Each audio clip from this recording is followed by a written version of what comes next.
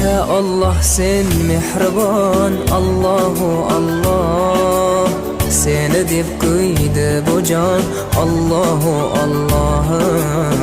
Senga muhtoj bor inson, Allahu Allah. Olamlarning Robbisin, Allahu Allah. Mu'minlarning panohi, Allahu Allah. Yuragimning sultoni, Allahu Allah. Hidoyat ayla bizga, Allahu Allah.